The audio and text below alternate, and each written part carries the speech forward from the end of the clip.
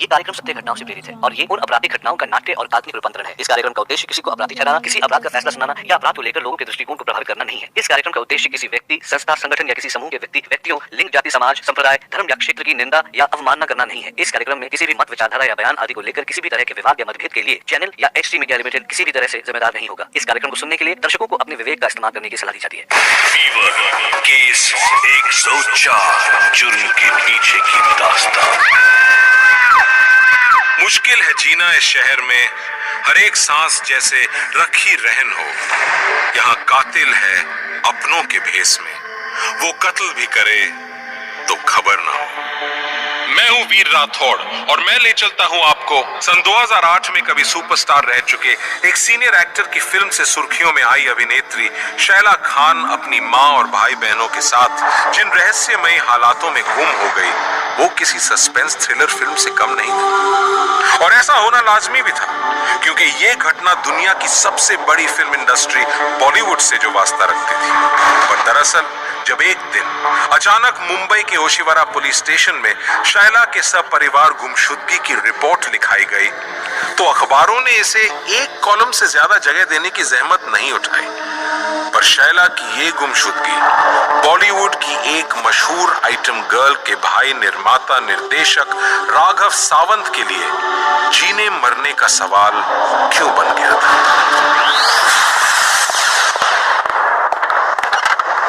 हाँ, तो बोलिए क्या प्रॉब्लम है? सर, मैंने 2008 में शैला को लेकर फिल्म बेवफा बनाई थी। फिल्म चली नहीं, पर मुझे शैला पर भरोसा था, इसलिए मैंने एक बार फिर मेरी अगली फिल्म में उसको साइन किया और शूटिंग शुरू हो गई। इस फिल्म में मेरा और शैला का दोनों का फ्यूचर दांव पर था। हम सब जोश में थे और शूटिंग शुरू हो गई। Light, sound, camera, action, production 2, scene 25, shot 4, take 1। मुझे जाने क्या हो जाता है, हर पल मुझे लगता है कोई है जो नहीं चाहता कि मैं जिंदा रहूं, पर मैं जीना चाहती हूँ। मैं जीना चाहती हूँ। मैं जीना चाहती हूँ। Correct, fantastic shot. मेकअप दादा, क्या अमेजिंग शॉट है शैला, सॉलिड। Thank you. पर एक दिन अचानक शैला ने सेट पर आना बंद कर दिया। कितने फोन किए, मैसेज किए, पर नो रिस्पॉन्स। उसके ओशिवरा फ्लैट पे गया तो वो बंद था, शूटिंग बंद हो गया। I was in shock. मतलब मेरे लिए इससे बुरा क्या हो सकता था?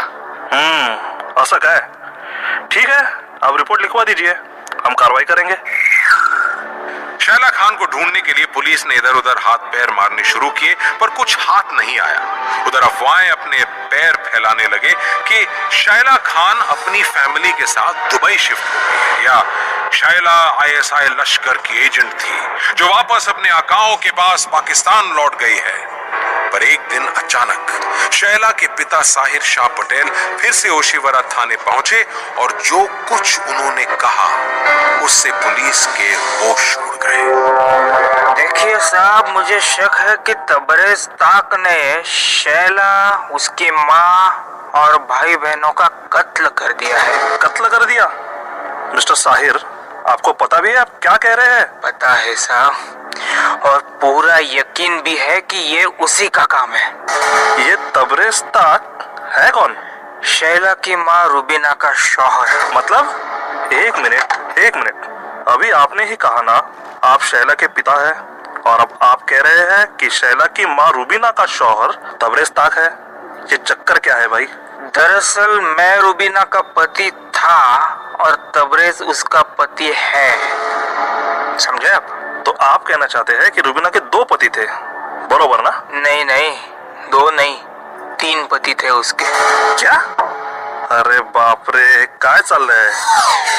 दरअसल जब रुबीना अपने परिवार के साथ मुंबई में खार के गोलीबार इलाके में रहने आई तो वो 18-19 साल की थी। संयोग से उसी इलाके में रेडीमेड गारमेंट्स के एक्सपोर्टर साहिर शाह भी रहा करते थे। इन दोनों की मुलाकात एक पार्टी में हुई।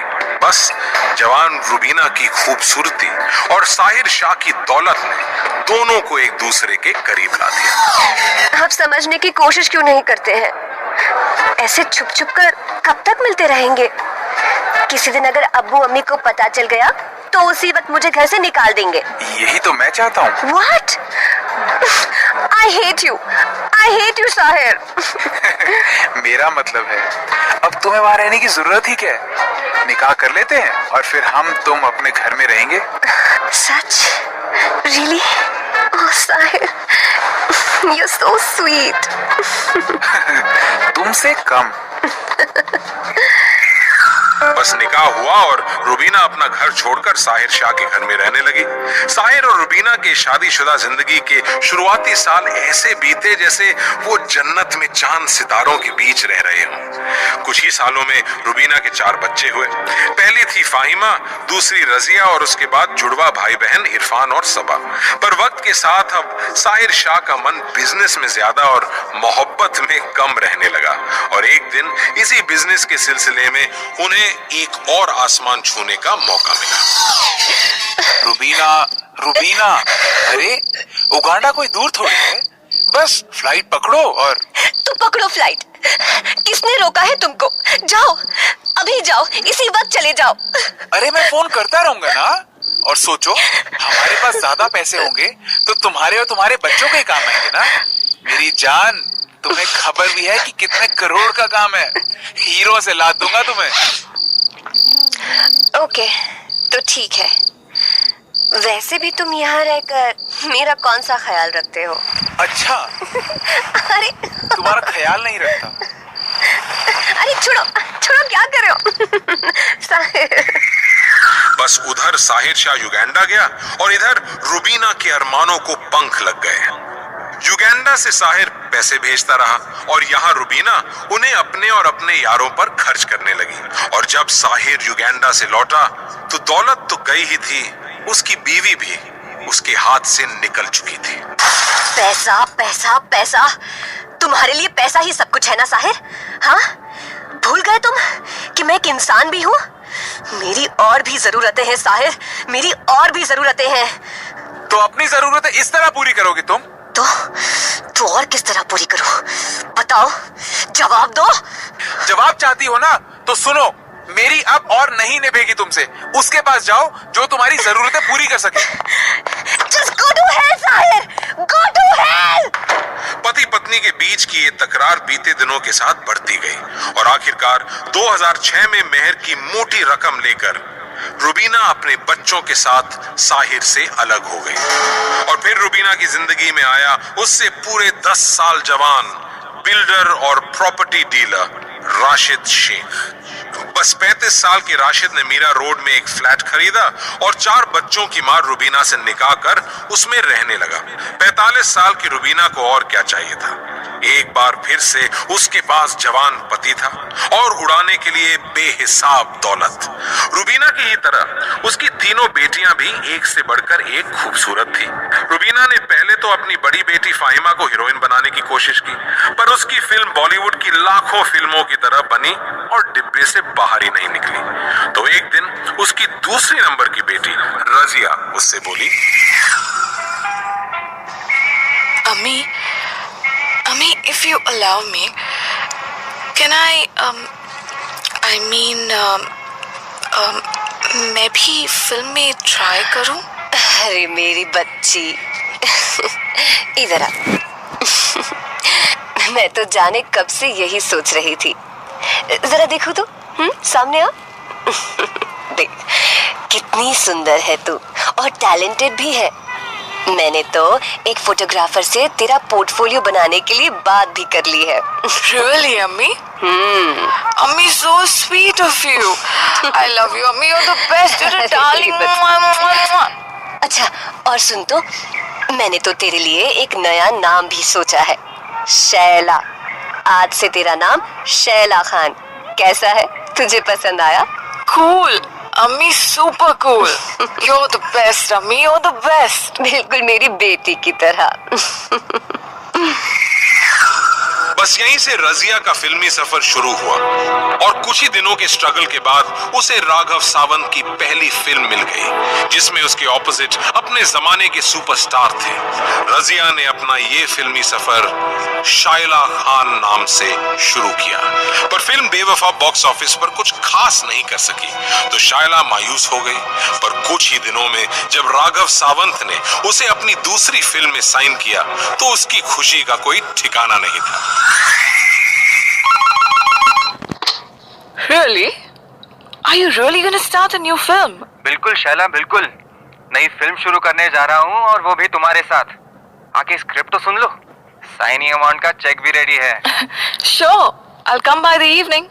See you then. Adios. Okay, see you, bye. Ammi, oh Ammi, oh Ammi. There's a good news. Raghav is gonna start a new film with me. Isn't it great? Yes, it's a very good news बेटा। वो तुझे लेकर एक film बना रहा है। देखा, मैंने तो पहले ही कहा था कि तेरे टैलेंट को कोई इग्नोर ही नहीं कर सकता। आखिर तू बेटी किसकी है?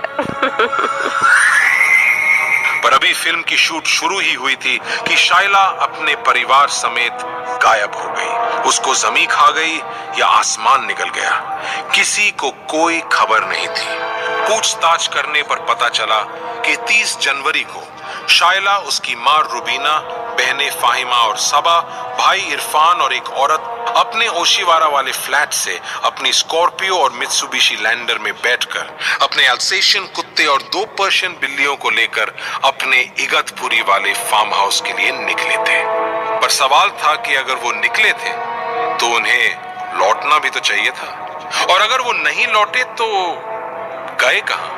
बॉलीवुड की ग्लैमरस अभिनेत्री के सब परिवार मर्डर की दर्दनाक दास्तान। आप यूं ही सुनते रहिए केस 104, और हाँ, सजग रहिए, क्योंकि अगर मैं और आप बदल गए तो सिस्टम के तो बाप को भी बदलना होगा। फीवर केस 104, जुर्म के पीछे की दास्तान।